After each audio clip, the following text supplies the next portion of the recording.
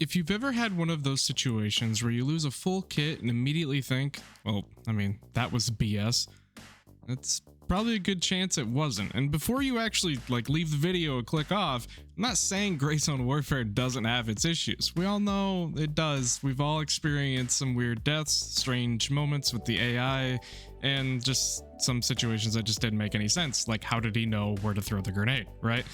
But after playing for a long time, I've noticed that most of my gear losses usually come from the same mistake over and over again. And the most frustrating part is most of the time I don't realize this until I'm standing over my body trying to get my stuff again, right?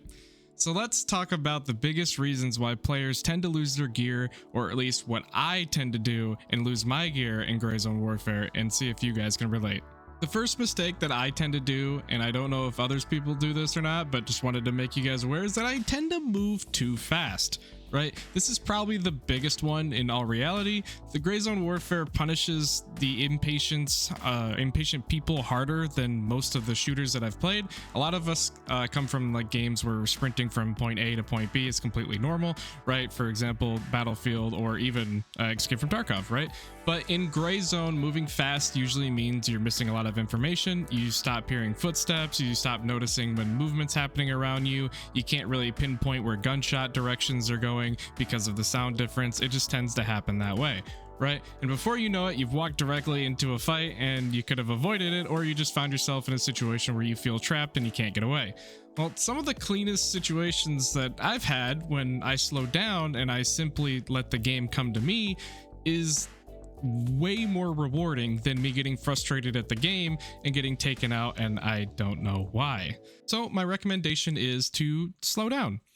Take your time, use the new information that we have for the UI indicator for the AI movement if you're playing PvE, or just take your time when playing PvP. No, I'm not saying sit in a bush and rat LZs like a lot of people tend to do in general in PvP games such as this. I'm just saying maybe take your time instead of sprinting, using as many stims as you can and just sprinting right into the cop that you just lost all of your stuff into and dying again, right? So take your time, use your surroundings. You're going to hear a lot of noises, and when it comes to footsteps, gunshots, and even the loud river noises when players tend to move through the rivers. So just keep that in mind. Now, a common trend that I've seen in any game that's kind of like this extraction shooter feel or this tactical shooter is going to be re-peeking the same angle. Now, we've all done it, right? And AI shoots at us and we duck behind the cover. We wait just like a millisecond, 2 seconds, whatever have you. Then we peek the exact same spot again and immediately get shot. The problem isn't necessarily the AI when, yes, I mean, I'm getting one tapped immediately. The problem is when we're expecting a different result from the same decision. And yes, everyone does talk about it, but that's really the definition of insanity. Doing the exact same thing over and over and expecting different results. Just because it works a few times doesn't mean it's going to work every time. So if an enemy already knows where you are, assume they're kind of waiting for you, right? Reposition, move around, take a different angle. Make them lose track of you. The moment I started treating AI like actual threats instead of just obstacles, my survivor rate improved a lot.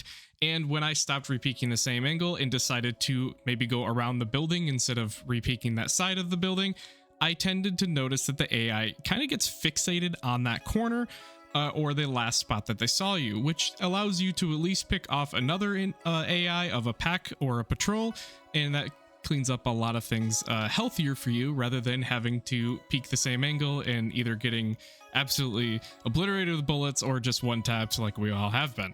So I would just say make sure you reposition, especially in PvP, because everyone's going to expect you to repeat the exact same angle. Another thing that I tend to do, and this is especially in games like Tarkov, but because of the new system that Gray Zone has added with all of the new loot, it is now in Gray Zone. And it's the loot greed. Yes, I am very greedy. I want to fill my bag to the brim when I'm leaving. Or if I'm overweight already, I might as well grab 3 more mortars, right? Well, this one hurts because everyone knows exactly what I'm talking about. We're already full, we've completed our objective, all we have to do is leave so we can complete the objective or hand in the item. Well, then you think, well, I mean, there's only one more building to loot in this town, right? Or I'll just check this last room. And then somehow there's always something there, or just something in general happens and it all falls apart, right? Another squad shows up, an AI patrol just kind of appears out back, or you get caught in trying to cross a road and some guy catches you, right? Whatever it is, greed kills more players than bad aim typically, and that's usually what happens with me, right? Some of my best raids, or I guess situations in general, aren't the ones where I make the most money, but I like to call it the small victory system. I go to a location, I get my task done, and I might not have the best loot in the game, but I did complete something and I'm making progress, so that's a small victory for me.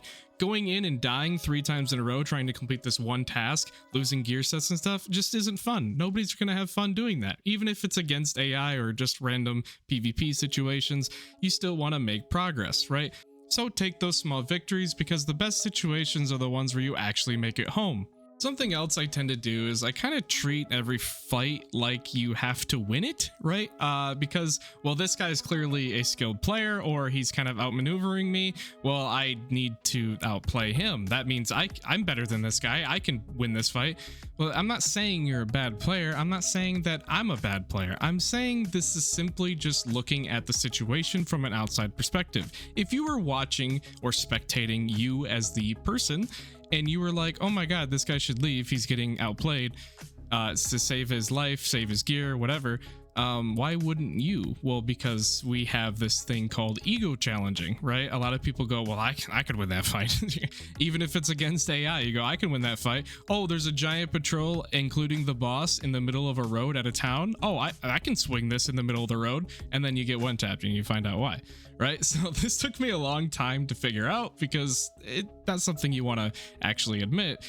But you don't need to take every engagement or even commit to the engagement if you've started and you do have a way out. Not every AI in a town needs to die to get your quest done. Not every gunshot needs to be investigated in a nearby area.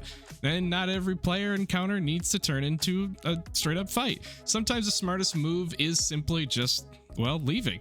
The players who survive the most aren't always the best shooters, but they're usually the players making the smartest decisions, whether it be outplaying them, moving, flanking, whatever have you. But at the end of the day, as I said in the previous mistake that I tend to make, is the best raids are the ones where you make it home. And one of the last mistakes that I tend to make is I kind of ignore preparation. So preparation sounds boring until it saves your life. What I mean by that is when you're going in, not necessarily making presets or pre-kits when playing PvP or even PvE for that matter, but just making sure that you have everything in order. I've been guilty of it going into raids in Tarkov, going in, leaving bases and trying to go into PvP incursions at locations for cops, and I just don't have any backup ammo. I forgot an extra mag. I don't have any meds, right? Checking my ammo and I just realized my mag's half full. I don't have the right optics for the situation. It turns nighttime. I don't have my NVGs or the right scope for it. Knowing your route before you leave the base is going to be a huge thing too, but tend to just run in a straight line towards the cop, right? And none of these things are greatly exciting to think about or do ahead of time, but they're things that are going to make the situation more exciting in the long run, rather than you going, oh my god, I screwed myself, right? But every one of these situations reduces the chance that you'll lose the kit, so you better kind of check yourself, you know, check for ammo, make sure you have your meds, any extra grenades if you want them, the right optics for the situation, or even if you're bringing NVGs and you have an optic that you prefer to use during daytime but it doesn't work well with NVGs, maybe bring an extra optic, right? Put it in your secure container. And these small decisions really do add up and help you in the long run. So that's the main thing that I would suggest. You could do pre-kits if you want, but just do a check before you take off from base. And finally, at the end of the day, Gray Zone Warfare is one of those games that just kind of rewards patience as a whole. Most gear loss doesn't really happen because players are bad or mistakes are made in a situation, but it's everything that leads up to it, or the decision making during the situation that does add up to the point. You can make mistakes, but somehow you pull it off, right? But it all happens because we all get comfortable in the situation. We have enough times where we build our confidence and we're succeeding by just kind of running around or doing anything, and then you start to rush. You start to get greedy and you stop paying attention to your surroundings.